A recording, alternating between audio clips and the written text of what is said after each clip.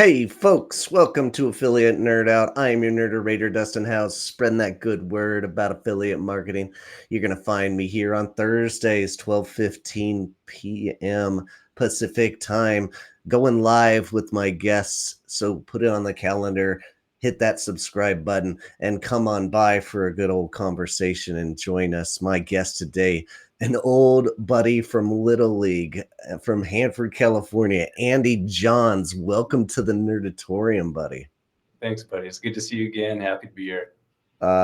Funny enough, we haven't seen each other since high school, and then I've just been following your career on LinkedIn and just been amazed by the things that you've done with it, and so happy that you've transitioned your life into helping that greater good. And I just want to pass that message along. So today's episode isn't necessarily about affiliate marketing, and we probably won't talk about it, but it is about helping deal with the stresses in life. So happy to have you, man. Thank you. Thank you. And thanks for carving out time for this important conversation. Awesome. Awesome. So if you'd like to be an Andy Seat and come be a guest of mine, go to dustinhouse.com/nerd and drop in a topic. What do you want to talk about? Let's hang out. Our question of the day: how to handle stress. How do you handle stress at work? Everybody's going through it. If you have a job, how do you do it? Put it in the chat. Let me know what you're thinking about. And without further ado, though, Andy Johns, who are you?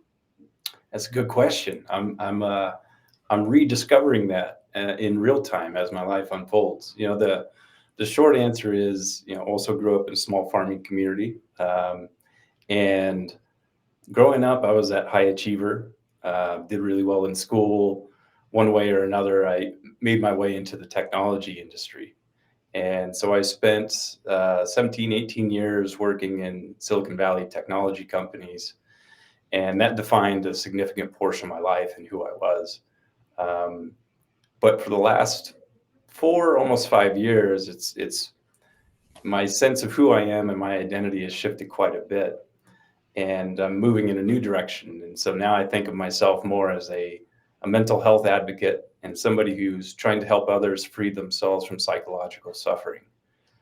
So I can't say I'm just a person, a Mhm. singular identity, because it's continuing to evolve, but that's who I am. Oh, that's awesome to hear. You are a person, and a lot of people that answer that question come out firing with, "Oh, I'm the director of partnerships over at this company," and like, that's not who you are. Like, I like your answer. Like, you're still figuring it out. I'm still figuring it out who I am and what I'm doing in this world. So, love that answer, man. All right. Let's talk about your background. What you've had some really huge startup companies that you've been working at. Let's talk about that. Yeah, yeah. Actually, I was a marketer myself in the beginning of my career. I was doing growth marketing and product work in the early days at Facebook. That goes all the way back to 2008. And then after a couple of years at Facebook, working on user growth over there, I went to Twitter and was doing the same thing, overseeing a lot of the different marketing efforts as well as product work related to Mhm. growing the customer base or the user base and driving engagement. And then I went and sort of a three-peat, I guess, and I joined Cora as one of the early employees. I think there's somewhere around 15 people, and Cora itself had about 10,000 users. So it was just this brand new nascent thing that was kind of being murmured about in Silicon Valley circles. And I joined there, worked on user growth. And then after that sort of was on a big upslope, I was just super burnt out. I was having some mental health issues myself. So I took a big break, took some time off of work, Mhm. took care of my health. And then when I got back into work, um, I had a brief stint as an entrepreneur in residence at Greylock Partners, which is a pretty successful venture capital firm. Okay. And while I was there, I was scouting out companies, and I saw one called Wealthfront, which is in the fintech space. Okay. And I just thought that there was a huge potential there. And so I said, I'm all about the journey and I like the early stage startup stuff. And so I threw my name in a hat and I joined Wealthfront as one of the first employees. And it's actually cool to see because when I joined, it had about 300 million of assets under management. So $300 million of people's money it was managing. Okay. And we were getting about 60 new customers signing up a week. And that was like a big, like, oh shit, we just broke a new record, right? Yeah. But fast forward to today, and it's managing $60 billion and has somewhere around 700,000 or 800,000 customers, and is a big, profitable, yet still public company. And so I was there for quite a while. I grew up within the ranks of the business, and I eventually became the president of the company. I was next in line to be the CEO, and that was the plan, was for me to take over for the co-founder and potentially take the company public. But then I had another health scare, actually a heart attack scare, and Oh man. I was only 35 at the time, and so I ended up stepping away reluctantly because I loved that company and its mission. And after some time off, the workaholic in me convinced me to go back into work, and I joined with a couple folks and became the founding partner of the consumer arm of an early stage venture capital firm. And so in my deluded head at the time, I was thinking, oh, this is a step back from the stressful lifestyle, which is, starting a venture capital firm is starting any business is freaking Yeah. hard. So Yeah. I ended up doing that for a couple of years before I finally said, you know what, like, things really came to a head with my mental health. I was in a dark place. I was Uh, extremely burned out. And that's when I kind of had, the come to Jesus moment. And I said, you know what? I don't want to be, the 45-year-old guy who dies from a heart attack just because he was working too hard, yeah. and began a really intensive mental health journey, which I'm still on today. But now 4 or 5 years into it, and my life's changed pretty substantially.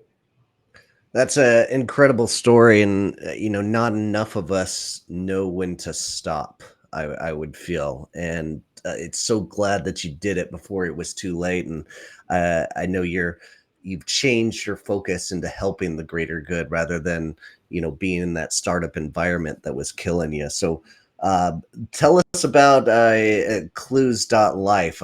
This is your new venture, and you're taking it easy, but clues.life, tell us the name origin story here. Sure. Yeah. So there's a few things that I'm doing right now that are in the mental health field. One of them is, I'll get to the clues in a moment, but one I wanted to mention it's important is I'm now on the board of a nonprofit Oh, called okay. Heroic Hearts, and we work with military veterans with PTSD. Wow. And we raise money so that we can take struggling veterans who have tried everything through the Veterans Administration but haven't managed to find the healing that they need. And we give them access to the emerging field of psychedelic psychotherapy, which Wow. really, really helps them work through not only the war trauma, but any prior life trauma that they might have had.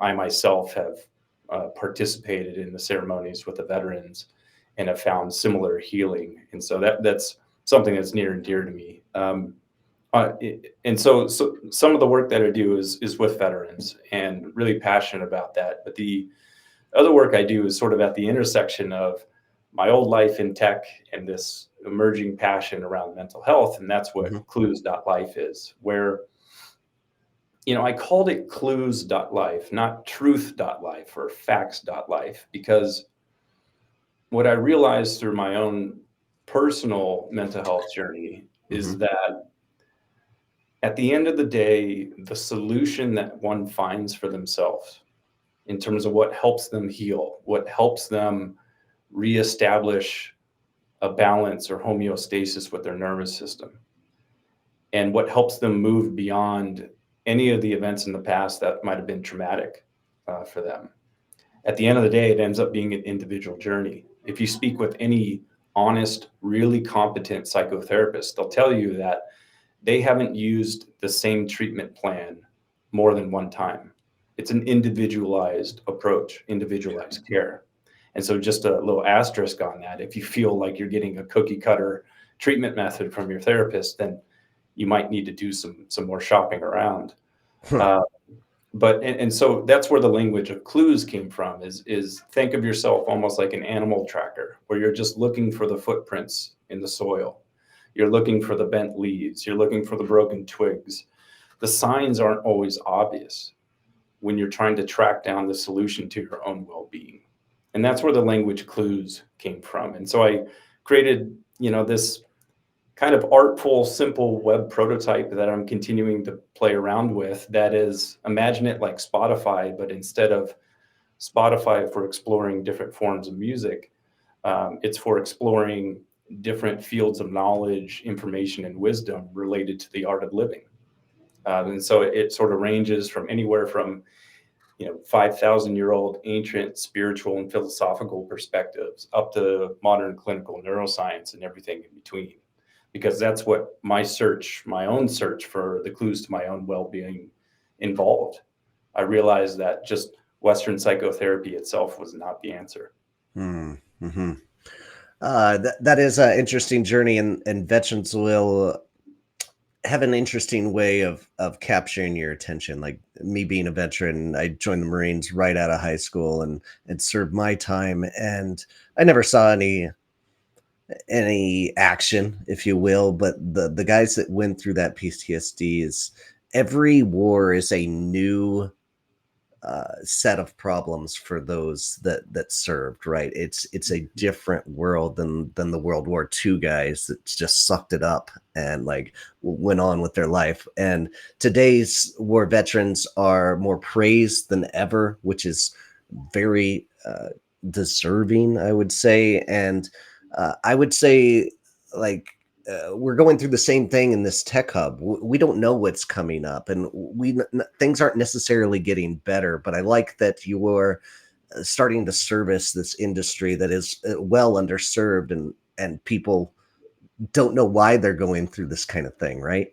Yeah. Well, and if I could, I want to take a moment to provide like a broader context Okay. for all of us to understand about, like we know it, we see it around us all the time. We hear about the studies in the news. We see the challenges that today's children are going through. And there's a lot of anxious, depressed, and emotionally unwell people. And the question is why?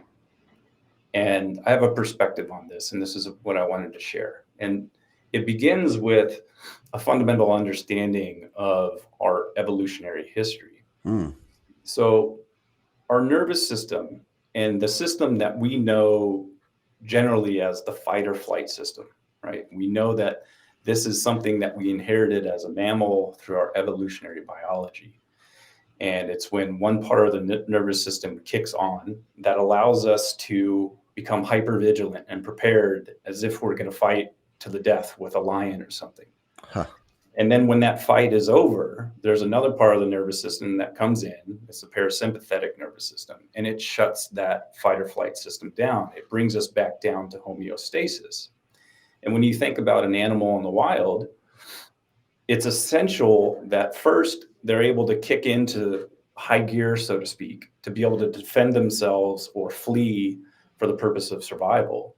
But it's just as important that as soon as that risk is gone, the parasympathetic nervous system comes in and shuts it down, because that is an extremely energy expensive process. Mm-hmm.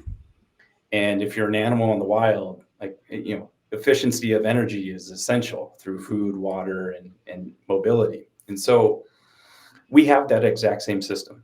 You can test the fight or flight system across the entire animal kingdom, and 100% of the time, the nervous system will respond in the same way, right? Wow.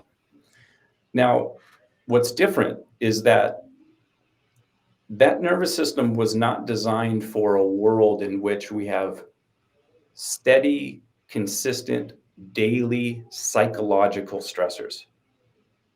And that's the world that we've designed for ourselves and that we live in. We're getting busier than ever. Cars are faster. Information is faster, shorter, briefer. We're flooded with information. We got bills to pay. We got bosses. We got this. We got that. We're on our computer all day.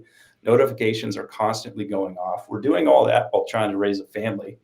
And then we're hearing about the news of potential World War III every day. Huh. Like, these things, these psychological and social stressors are activating the exact same nervous system that was designed to run away from a lion. And it was designed to only be on for a little bit. And then after that fear is over, it shuts down. But the modern context is such that that system is turned on, even if the volume's turned up on it just a little bit, but it's kept on all the damn time. Yeah. It wasn't evolved for that purpose. And not enough time has passed for our biology to catch up and to evolve in a sense to where it can cope with that. So that's the first point, is it is a fundamental misalignment between how our nervous system is designed and the constant sense of stress in the world that we live in today. And the second point is that can be compounded if we've also faced stress and trauma as a child. Because in the wild, there's, it's a dark uh, but a real part of mammalian life and animal life in general is it's known as infanticide, right? You'll see it all the time if you watch certain birds and they hatch a certain number of eggs. There will be times where the bird makes a decision of like this one baby bird is the weakest, or I don't have enough food in my environment to pay for it or to provide for it, and so it'll just remove that bird. It'll just Mm. throw it out of the nest. And that's infanticide. It will kill one of its young children.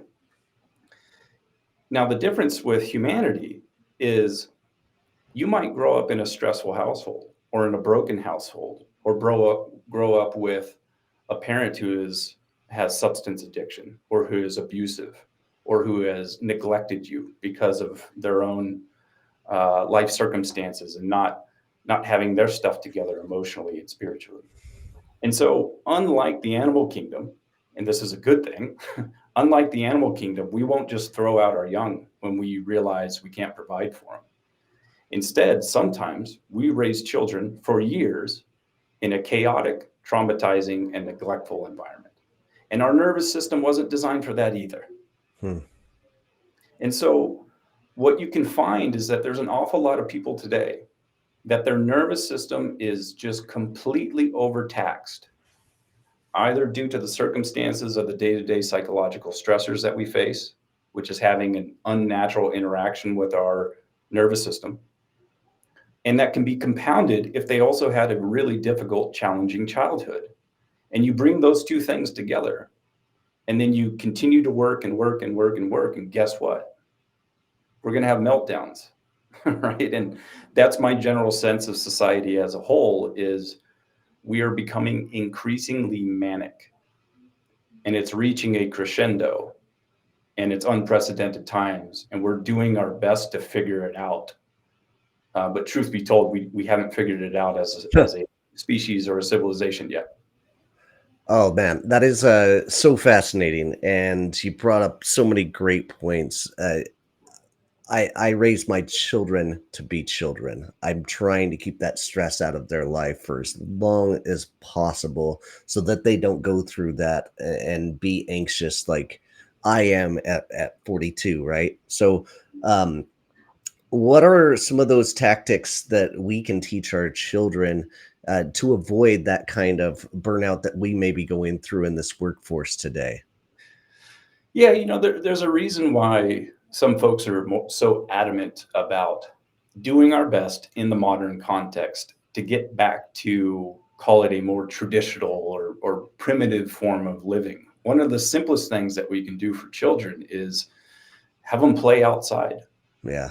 unsupervised, in Hmm. nature, in the sun, socially together, and away from these things Yeah. as best as we can. That is, I think there's a lot of really brilliant research demonstrating this fact. It's just basically call it rewilding, Hmm. getting back to the environment in which, like, let me talk about the nervous system again.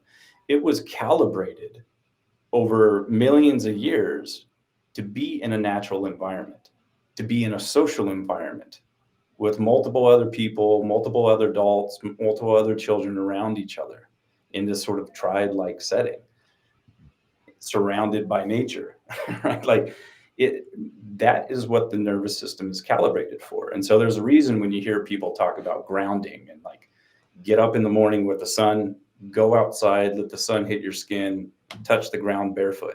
It's not just woo-woo hippie shit to like, generalize and say, oh, that's for all the hippies and this is stupid stuff. Like, this is essential basic information about what it means to reharmonize our nervous systems and try and bring it down to that level of homeostasis where we feel secure and where we feel calm.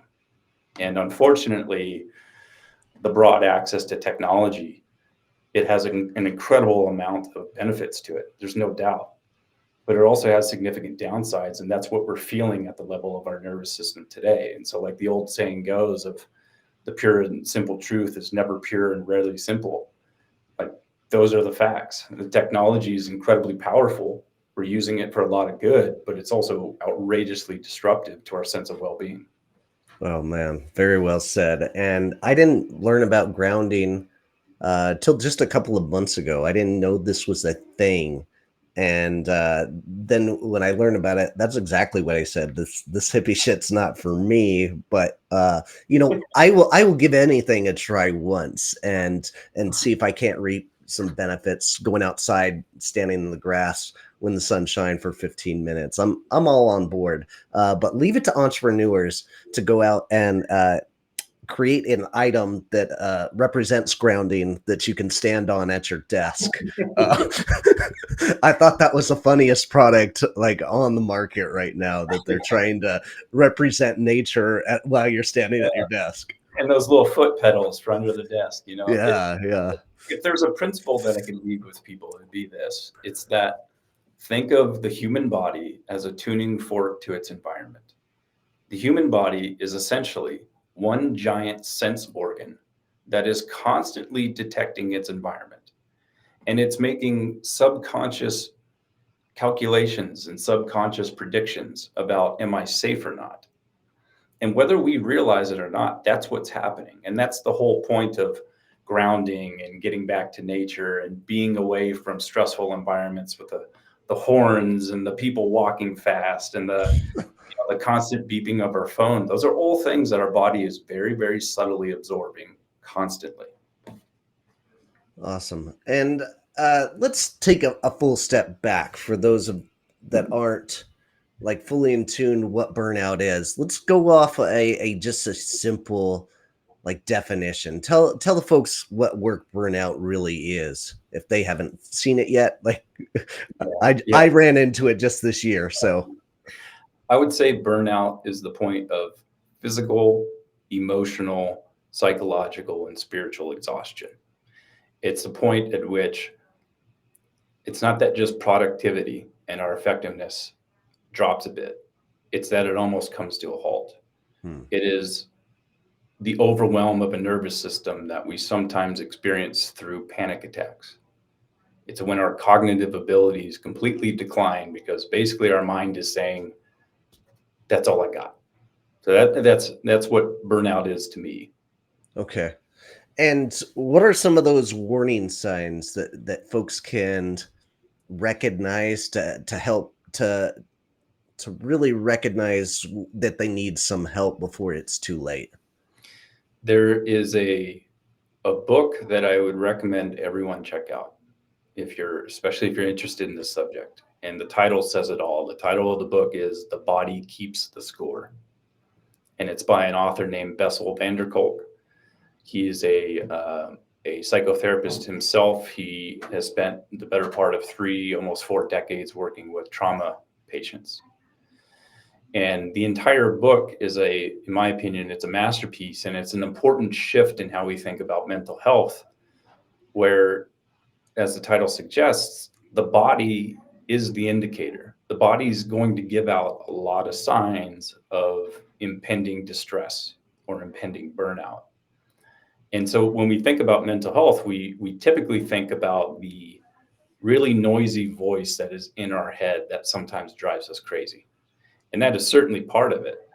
But the symptoms of burnout, they end up revealing themselves, or impending burnout, they reveal themselves through all of our basic biological functions. When we assess our energy levels, when we assess even chronic pain, we may not realize that the chronic lower back pain we have has something to do with the state of our nervous Mm. system. The quality of our digestion. I know of people who have irritable bowel syndrome, and many doctors will say, "Oh, I don't know. Who knows? Maybe you need a different gut bacteria or something," and that also could have something to do with it. But in many cases, the physical symptom is a byproduct of the psychological distress. Because what happens is, think of the human brain, and as we understand it, it's communicating through neurotransmitters and neuromodulators up and down our body, right? It sends signals down to our body to perform certain actions, Okay. digestion, for example. And our body sends signals up to the brain as well. But there are times in which if we're flooding the body with too many of these neurotransmitters, such as in the case of chronic stress, which our body is not well adapted to, again, going back to what I said earlier, when you're flooding the body with stress hormones because you're constantly stressed out, the body eventually begins to break down. And what a lot of emerging science is revealing is that a significant portion of our chronic physical illnesses originate from psychological distress. As an example, if you're sending stress hormones into the body constantly, such as a veteran with PTSD, that's a part of what's happening, at least at the level of the biology, then certain things will happen that are extremely detrimental to our physical health, such as a elevated and constant rate of stress hormones has been well shown to destroy our gut biome. Hmm. And our gut biome plays a vital role in the development of our immune system.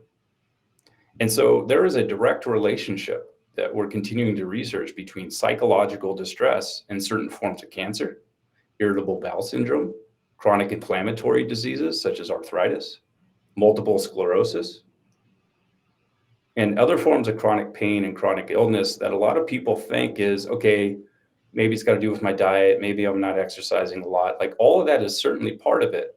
But the thing that we're underestimating is the psychological origin of our chronic physical illness Hmm. based in or rooted in psychological distress. So I'd say my answer is, like, look to your body. Are you not sleeping very well? Is your sleep Yeah. constantly disrupted? How is your digestion? How is your diet? How does your body feel? What are your energy levels? I can guarantee you, if you really sit down and tune in with your body and pay attention to how it's doing today versus how it was doing 5 or 10 years ago, you're going to see a lot of the warning signs they're right there in front of you. Hmm. It's so true, man. And I've recently this year gone through a pretty traumatic time with stress and having some really, you know, uh, very bad bits of depression that I've never even touched on in my entire life, and having a giant like stress attack come to me and not even knowing how to handle it or not recognizing what it really was until I was in the mix of it. And it was really terrifying for me, but I didn't listen to those signs. I didn't listen to my body about like, hey, I'm not sleeping enough and in the right kind of fashion, and I'm waking up every hour. And all of my beard hair has gone gray in the last year. It is it just like gave up. Just decided I'm gonna be older now. Like, I'm Uh, done. I'm done. No more. yeah. But I think the biggest trigger for me was I was okay with losing sleep. But my transition into like just hanging out with people, I wasn't the same person anymore. And even as a dad, I wasn't the same dad, and I wasn't giving my best to my kids. I was more irritated with them than ever. And that is not a way I want to be. I don't want to be that guy and that dad. And that's when I recognized that I needed to get help and to get the therapy, go to the doctor, and get medicated to try to fix what's going on here and reverse as much as I possibly can. Yep. Yeah. And look, like, just to speak about the traditional Western approach to mental health is usually a combination of talk therapy and medication. Okay. Both can be effective. Um, but I'd say from my experience, and again, a lot of psychotherapists and psychiatrists who have been practicing for many, many years and who are willing to be very, very honest about it, they will say that we're just treating the symptoms, not the root cause. Hmm. There are some people where you can definitively say that the root of their depression, the root of their anxiety, the root of whatever mood disorder they're experiencing has a mostly or purely biological basis. But my experience has been, and many other experts are saying the same thing, that the dated model of dopamine and serotonin levels are out of whack. It's dated, it's inaccurate. Again, for some people that's true and medication is necessary. But for most of us, and I can speak for my case specifically, I was on and off of antidepressants for various times throughout my career, and I'm actually at the tail end trying to taper off of them right now when I needed them at the very end of my career just to stabilize my mood because I was carrying so much stress and so much psychological overhang Right. from my work. The root is how we're living. It's this abundance of chronic psychological and social stressors around us. And this is the challenge that we're all faced with. It's like, okay, the practical reality is we got to work a job and make some money in order to provide a living for ourselves and our families. But how do we do that in a way where we don't get overburdened by the psychological stressors that we're increasingly flooded with? How do we do that? How do we strike that balance? And I don't know, I'll pause there for a second because I don't want to say too much more about the psychotherapy and medication approach. Okay. I just wanted to make that big point of like, this is the modern challenge. 2 generations ago, the challenge for our grandparents was fighting global wars Hmm. against totalitarianism and fascism, right? The modern struggle today is against uh, an overburdened nervous system and a society that has designed everything to be addictive. That's the modern challenge. And I the question just, is whether or not psychotherapy and pills is the right answer for most people. And I'd say it's a treatment for the symptom. It's a way for us to do our best to cope with an outrageously uh, expensive environment in terms of nervous system demands. yeah, absolutely. And you talk about those tools, and not everybody's program is going to be the same. Everybody's going to be different, just as um, so not all every method is for everybody. And today I was having a stressful time and my computer is running slow, and I just started rage yelling at it, and like and then I decided, hey, I'm gonna fix this by creating a TikTok and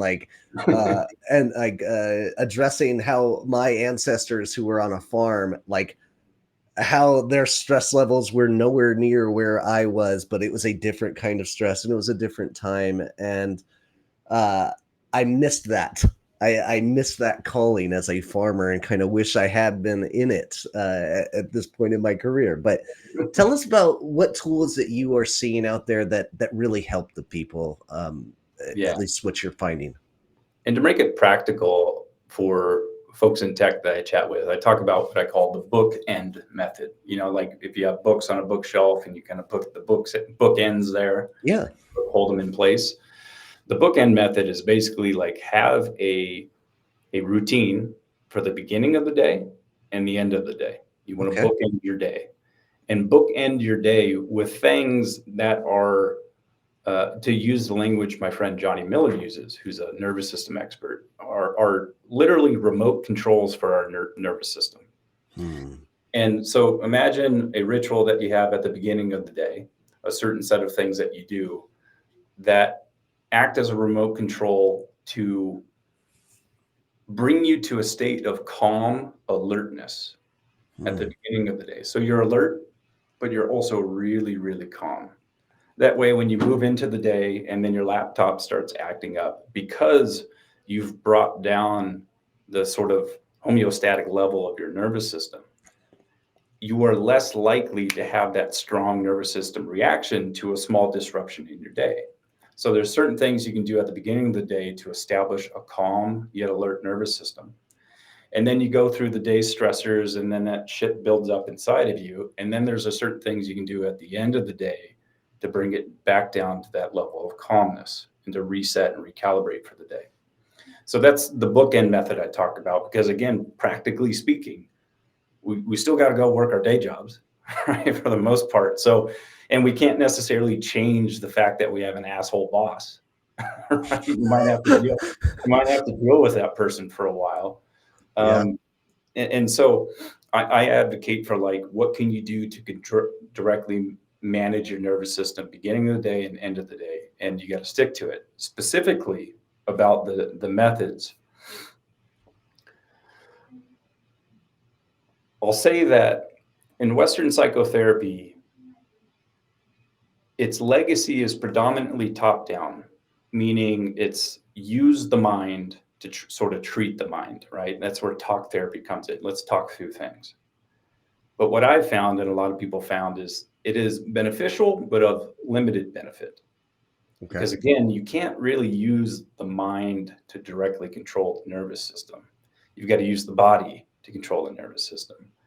So practices such as hot and cold therapy. So we see people doing cold plunges. We see people going into a hot sauna. There's a reason for those. It's not just because it's like the cool fad thing to do to kind of seem like a wellness bro, right? These are things that directly modulate the state of your nervous system. All right. So that's something that I try and do every day whenever I get the chance, is some amount of time spent in really cold water, some amount of time spent in a hot sauna. These are things that allow me to not only practice the art of remaining calm when my body is trying to freak out because it's too hot or too cold, but there's also what's generally known as hormesis. There's a physical biological response to being really, really hot or really, really cold, where then when the body is bringing itself back down to a normal temperature or back up to a normal temperature, there's a mood stabilization benefit in there. For example, when you expose yourself to really cold water and you're doing cold plunges, that's basically your body's way of releasing its natural cocaine, right? Like Nice. norepinephrine and adrenaline. Like, if you're feeling depressed, go sit in an ice bath for 4 minutes, get out and allow your body to warm up, and you'll feel some adrenaline. You'll feel a mood lift, right? So hot and cold therapy, my preferred is hot yoga. So it involves, some amount of body movement and exercise. I like the yoga because by relaxing the body, it's sending a signal up to the brain that, hey, you can chill out. And what most people don't realize, this is also kind of a dated model, is when we think of neurotransmitters and the flow of information through our body, we tend to think that the brain is entirely controlling everything and it's sending signals down to the body. It's only partly true. There's actually quite a bit of research that suggests that somewhere around 80% of the neurotransmitters in our body flow from our body to our brain. Wow. So the vast majority of the information that's being transmitted through our body, like I said, the body is a tuning fork to its environment. What you do with the body will communicate certain messages to the brain. And so that's where physical activity is essential. And for me, the hot yoga, the stretching, the breathing, the relaxation that's involved in it is directly communicating to my brain, it's okay, you can calm down, let go. Nice, man. So there's a whole set of physical activities, hot and cold exposure, any form of exercise that you enjoy, just do it. It could be walking, it could be pickleball, it could be anything. If you enjoy it, do it. If you can do it in the morning, great. Get sunshine. Andrew Huberman talks about this all the time, so I won't go into it. He's the expert on it. But be out in the sun. If you can expose yourself to calming environments such as natural environment, even better. Breath work is huge. People, you might have heard of Wim Hof. He's kind of the Iceman, and he's an eclectic figure. We'll put it that way. And not, I'm not an advocate for everything he says and does, but the role of breathing, the breath is, again, my friend Johnny Miller, who's a breathwork expert, he talks about this all the time. My experience has been that when you learn certain breathwork patterns, the pace and the way in which you breathe is directly communicating to the mind and to the body that it can calm down. Hmm. For example, if you just sat in your chair and you hyperventilated, you'll start sweating. Huh.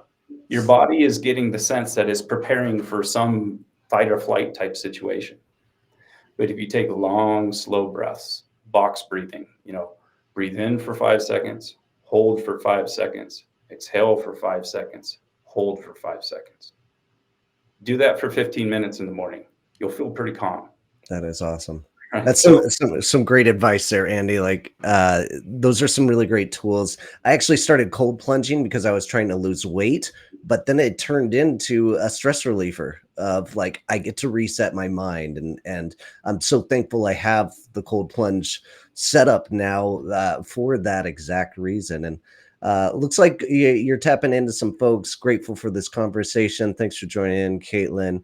Amira, incredible, valuable conversation. That is awesome to hear. I'm glad people are getting something out of this.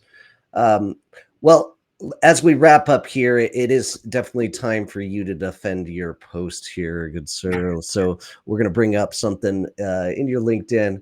I'm thinking about a halfway house for burned out high achievers, a place to stay, rest, recover around others like who are similarly going through a midlife transition and being on the achiever path for too long. Thoughts on this? So my first thought is this sounds like an incubator of a new company. Like everybody, all these smart people are going to get together and start a new company doing something, but that's not your intention, right?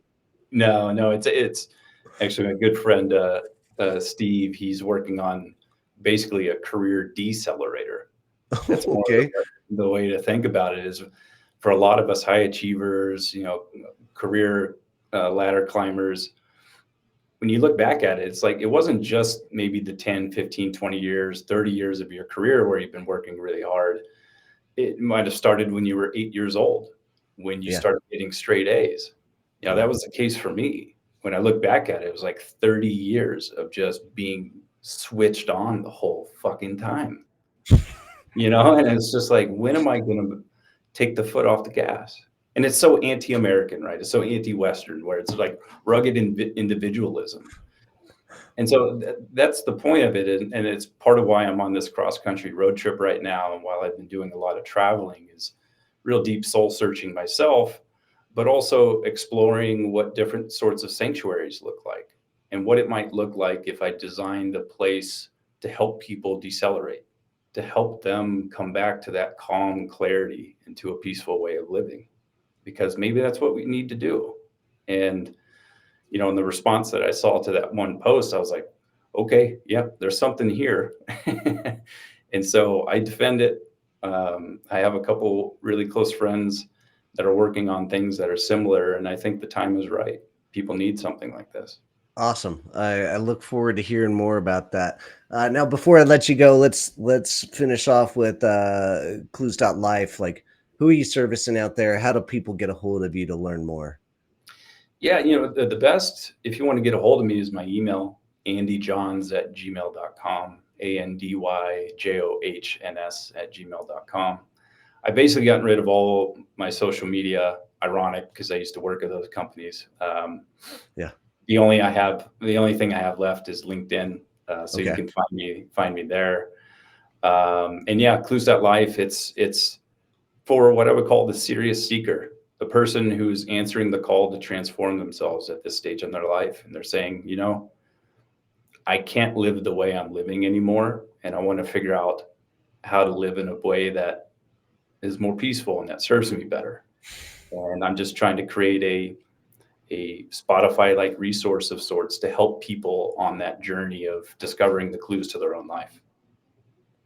Awesome, man. I'm so proud of you and what you're doing. This is an incredible venture that I'm glad you're a part of, and doing that greater good is really important. So appreciate your time and spreading that good word about mental health. It is something this industry needs to be paying attention to because it is one of those high stressors when we've got clients, when we're companies that we're working for. So thanks for your time, buddy. Good to see you. All right, you too, Dustin. Appreciate you, man. All right, for those out there, keep on recruiting, and we'll see you out there. Take care.